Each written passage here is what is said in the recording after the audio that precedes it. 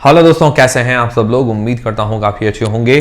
तो दोस्तों आज है तारीख 31 दिसंबर मतलब 2024 की आखिरी रात है। ये कल नया साल लग जाएगा 2025 के अंदर, और नए साल के अंदर जो पहला आईपीओ होने वाला है स्टैंडर्ड ग्लास लाइनिंग का आईपीओ। तो ये आईपीओ 6 जनवरी से लेकर 8 जनवरी के बीच में ओपन रहेगा। हो सकता है ये साल का पहला आईपीओ, क्योंकि इसकी अनाउंसमेंट कल रात को ही हुई है। पहले जो आईपीओ सबसे पहले अनाउंसमेंट हुई थी क्वाड्रेंट की, तो उसके बाद कल रात को इसकी हो गई 6 जनवरी को। मैंने आपको कल भी कहा था कि भाई हो सकता है 2-3 आईपीओ की और अनाउंसमेंट हो जाए तो वही इससे पहले भी 1-2 आईपीओ की और अनाउंसमेंट भी हो सकती है। तो इस वीडियो के अंदर हम रिव्यू करेंगे इस आईपीओ का और जानेंगे कि इस आईपीओ में अप्लाई करना चाहिए नहीं करना चाहिए, और करें तो लिस्टिंग गेन्स के हिसाब से या लॉन्ग टर्म के हिसाब से। सारी चीजें हम क्लियर करेंगे इस वीडियो के अंदर। तो सबसे पहले एक अंदाजन ग्रे मार्केट का प्रीमियम जानेंगे, इससे हमें थोड़ा बहुत लिस्टिंग गेन्स का अंदाजा हो पाएगा। फिर इस कंपनी की डिटेल्स के बारे में जानेंगे, मतलब ये कंपनी क्या काम करती है, कौन से सेक्टर की कंपनी, फ्यूचर कैसा रह सकता है। फिर इसके फाइनेंशियल्स और फंडामेंटल्स के बारे में जानेंगे, मतलब कंपनी प्रॉफिट मेकिंग है या लॉस मेकिंग, और अपने जो भी कंपटीटर्स वगैरह उनसे महंगी है या सस्ती है। फिर इस आईपीओ की डिटेल्स के बारे में जानेंगे। अंत में हम जानेंगे कि क्या इस आईपीओ में अप्लाई करना चाहिए नहीं करना चाहिए, करे तो लिस्टिंग गेन्स के हिसाब से या लॉन्ग टर्म के हिसाब से। सारी चीजें हम क्लियर करेंगे इस वीडियो के अंदर। तो वीडियो शुरू करने से पहले दोस्तों टेलीग्राम, इंस्टाग्राम, व्हाट्सएप चैनल सबको ज्वाइन कर लीजिए। उसकी लिंक डिस्क्रिप्शन के अंदर है, ताकि छोटा मोटा अपडेट, जानकारी, वीडियो का नोटिफिकेशन मिलता रहे। और फ्री में डीमेट अकाउंट खुलवाना है एंजल ऑफ स्टॉक्स के साथ खुलवा सकते हैं, बिल्कुल फ्री में। उसकी लिंक डिस्क्रिप्शन के अंदर है। तो सबसे पहले एक अंदाजन ग्रे मार्केट का प्रीमियम। ग्रे मार्केट का प्रीमियम सिर्फ एक अंदाजा होता है, बट जानना भी जरूरी है। तो अभी तक ग्रे मार्केट के अंदर कोई डिमांड ओपन नहीं हुई है, क्योंकि अभी इसकी अनाउंसमेंट हुई है, तो डिमांड आने में भी 1-2 दिन लग सकते हैं। दूसरा भी एंकर लिस्ट अभी आना बाकी है, 1 दिन पहले आएगी, मैं आपके साथ डिस्कस कर लूंगा। तो अभी हमें थोड़ा वेट करना चाहिए।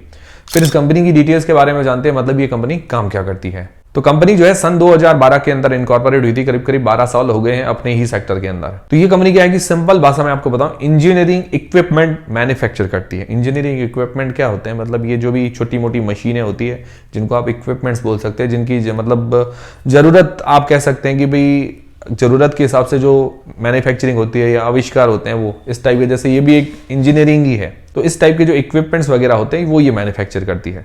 तो ये कौन से सेक्टर के लिए करती है, तो ये करती है फार्मा और केमिकल सेक्टर के लिए। फार्मा और केमिकल सेक्टर के अंदर जो भी ये फार्मा वाली कंपनियां, केमिकल बनाने वाली जो कंपनीज होती हैं, तो उनके अंदर जो भी इंजीनियरिंग इक्विपमेंट्स काम आते हैं वो ये मैन्युफैक्चर करती है। टोटल इसके पास 65 प्रोडक्ट्स हैं, और प्रोडक्शन का जो सारा प्रोसेस है पूरा इन हाउस है। मतलब देखिए, एक तो रिसर्च भी खुद करती है, डेवलपमेंट भी खुद करती है, मैन्युफैक्चरिंग भी खुद करती है, इंस्टॉलेशन भी करके देती है, सारी चीजें खुद करती है, मतलब इन हाउस है सारा। काफी अच्छी बात है, इससे क्या कॉस्ट भी बचती है। टोटल इसकी 8 मैन्युफैक्चरिंग यूनिट्स है हैदराबाद, तेलंगाना के अंदर। बाकी इसकी सेल्स ऑफिस गुजरात वगैरह के अंदर भी है, मुंबई, मतलब महाराष्ट्र, कर्नाटका, मतलब ऑल इंडिया के अंदर आप कह सकते हैं। और इसका क्लाइंट बेस काफी अच्छा है। करीबन कंपनी के पास 347 के आसपास क्लाइंट्स हैं। बड़े क्लाइंट्स के नाम बताऊं तो कैडिला फार्मा है, औरबिंदो फार्मा है, लॉरस लैब्स है, मैक्लॉइड्स है, पीरामल, ऐसे कई बड़े नाम शामिल है। उसके अलावा और भी कई सारे कस्टमर्स हैं इसके। तो सेक्टर अच्छा है, नॉट बैड सेक्टर है, और अपने सेक्टर के अंदर टॉप 5 कंपनीज में इसका नंबर आता है इंजीनियरिंग इक्विपमेंट्स के अंदर। फिर दोस्तों इसके फाइनेंशियल्स और फंडामेंटल्स जान लेते हैं। तो अगर इसके फाइनेंशियल्स देखें तो 2022 से 2024 तक दिए गए हैं, और FY25 के 2 क्वार्टर्स की दिए गए हैं सितंबर 2024 तक। एसेट्स देखें तो एसेट्स के अंदर साल दर साल ग्रोथ है। 298 करोड़ से 756 करोड़ रुपए के आसपास हुए हैं। रेवेन्यू के अंदर भी साल दर साल ग्रोथ है। 241 करोड़ से 549 करोड़ रुपए के आसपास हुए हैं। और 2 क्वार्टर्स के अगर देखें सितंबर 2024 तक तो 312 करोड़ रुपए के आसपास के हैं। और अगले साल माने कि भाई इतना 2 अगले क्वार्टर में आ जाएगा तो लगभग 624 करोड़ रुपए के आसपास रेवेन्यू जनरेट हो सकता है, ऐसा अंदाजा है। इससे ज्यादा भी हो जाए, कम हो जाए, वो अलग चीज है। तो रेवेन्यू के अंदर अच्छी ग्रोथ देखने को मिली है। प्रॉफिट 25 करोड़ से 60 करोड़ रुपए के आसपास हुआ है। प्रॉफिट मार्जिन्स निकाले तो करीब 11% के आसपास निकल कर आते हैं। बाकी इसकी नेट वर्थ बड़ी है। इसके हाथ में रिजर्व्स 261 करोड़ रुपए के हैं, काफी अच्छी बात है। और इसके ऊपर बोरिंग्स वो भी थोड़ी बड़ी है, 173 करोड़ रुपए की उधारी है। और आईपीओ से जो पैसे जुटाएगी, जो 130 करोड़ रुपए उसकी उधारी चुकाने के अंदर काम में लेने वाली है पैसे, काफी अच्छी बात है। आईपीओ के बाद काफी ज्यादा उधारी जो है कम हो जाएगी इसकी।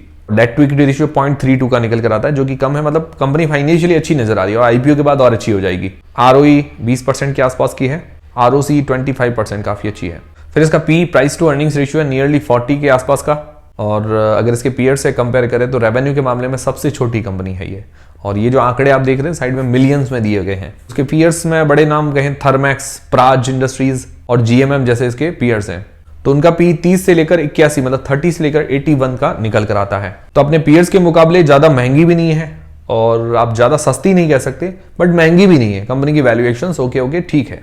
ओवरऑल अगर देखें, फाइनेंशियली देखें या फंडामेंटली देखें या वैल्यूएशन साइज देखें तो अच्छी कंपनी नजर आ रही, बैलेंस्ड है। फिर इस आईपीओ की डिटेल्स के बारे में बात करें तो 6 जनवरी से लेकर 8 जनवरी के बीच में ये आईपीओ ओपन रहेगा। फेस वैल्यू है 10 रुपए पर शेयर। प्राइस बैंड रखा गया 133 से 140 रुपए के बीच में। 107 शेयर्स का ये लॉट है। इश्यू साइज है 410 करोड़ रुपए का, जिसके अंदर फ्रेश इश्यू है 210 करोड़ रुपए के और ओएफएस है 200 करोड़ रुपए के आसपास का, जिसके अंदर रिटेल पोर्शन है 35% का और लिस्टिंग डेट है 13 जनवरी को। तो ये हो गई पूरे आईपीओ की डिटेल्स। अब सबसे मेन सवाल यह है कि क्या इस आईपीओ में अप्लाई करना चाहिए, नहीं करना चाहिए, और करे तो लिस्टिंग गेन्स के हिसाब से या लॉन्ग टर्म के हिसाब से। उससे पहले टेलीग्राम, इंस्टाग्राम, व्हाट्सएप चैनल और फ्री में डीमेट अकाउंट सबकी लिंक डिस्क्रिप्शन के अंदर है। एंजल अपस्टॉक्स के साथ खुलवा सकते हैं बिल्कुल फ्री में। तो सबसे पहले जो लोग लिस्टिंग गेन्स के हिसाब से अप्लाई करना चाहते हैं तो इसके लिए हम जनरली हमारे 4 पैरामीटर्स देखते हैं। जैस पैरामीटर्स में ये अपने हिसाब से रिस्क मापने के लिए देखता हूं, बट अभी थोड़ा क्या है कि रिस्क मापने के लिए जो पैरामीटर्स है थोड़ी जल्दबाजी होगी, क्योंकि अभी तक जीएमपी वगैरह भी आना बाकी है, मतलब एक्सेक्ट डिमांड आना बाकी है, एंकर्स आना बाकी है। तीसरा सब्सक्रिप्शन, वो भी ओपन होगा तब पता चलेगा। चौथा है वैल्यूएशंस। वैल्यूएशंस ओके मतलब ठीक है, खराब नहीं है, तो अभी हमें थोड़ा वेट करना चाहिए। वैसे मैं आपको अपडेट करता रहूंगा, इसीलिए टेंशन करने की जरूरत नहीं है। फिर लॉन्ग टर्म के हिसाब से जो लोग अप्लाई करना चाहते हैं तो पॉजिटिव्स और नेगेटिव्स दोनों ही देख लेते हैं। पॉजिटिव्स में देखें तो सेक्टर इसका अच्छा है, मतलब अदर इसके पीयर कंपीटिटर्स देखें तो उस हिसाब से उनकी शेयर्स वगैरह के अंदर अच्छी ग्रोथ दिखाई है उन्होंने, और ये कंपनी भी बैलेंस नजर आ रही है। वैल्यूएशंस भी सही है और फाइनेंशियली भी अच्छी कंपनी नजर आ रही है, और फ्रेश इश्यू का पोर्शन है तो आईपीओ के बाद मतलब अपना डेट वगैरह काफी हद तक पे कर देगी, तो फाइनेंशियली आईपीओ के बाद और स्ट्रांग हो जाएगी। बाकी फ्रेश इश्यू के जरिए कंपनी अपनी ग्रोथ में भी पैसा काम में ले रही है। आरओई आरओसी वगैरह बढ़िया है। और नेगेटिव्स की बात करें तो मुझे ऐसा विशेष तो कुछ नेगेटिव लगा नहीं। ठीक है, थोड़ा बहुत अगर कहें तो थोड़ी बहुत वैल्यूएशंस अपनी सस्ती और कर देते तो और बढ़िया रहता, क्योंकि छोटी कंपनी है तो उस हिसाब से वैल्यूएशंस मतलब 30 से भी नीचे होती तो भी ठीक रहता, क्योंकि अभी भी खराब नहीं है। बाकी ये कि इसके ऊपर डेट है, पर डेट ये आईपीओ के बाद लगभग पे कर देगी, तो लगभग ज्यादा चिंताजनक बात नजर नहीं आ रही। मतलब मैंने कहा ना कि विशेष ऐसा कुछ नेगेटिव नहीं, बट जो जानने के लिए थे वो मैंने आपको बता दिए। तो ओवरऑल कंपनी बैलेंस्ड है, मतलब लॉन्ग टर्म के हिसाब से कोई विशेष दिक्कत नजर नहीं आ रही है। तो ये था स्टैंडर्ड ग्लास लाइनिंग के आईपीओ का रिव्यू। वीडियो आपको कैसा लगा, जानकारी कैसी लगी, सारे डाउट्स क्लियर हुए हैं नहीं हुए हैं, मुझे कमेंट करके जरूर बताइएगा। आप लोग क्या करेंगे, आईपीओ में अप्लाई करेंगे नहीं करेंगे, मुझे कमेंट करके बता दीजिएगा। और मेरी तरफ से अप्लाई करने नहीं करने का डिसीजन नहीं है, जो भी आप डिसीजन बनाएं अपनी रिस्क अपना एनालिसिस लगा के बनाएं। टेलीग्राम, इंस्टाग्राम, फ्री में डीमेट अकाउंट सबके लिंक डिस्क्रिप्शन के अंदर है। मिलते हैं दोस्तों अगले वीडियो के अंदर।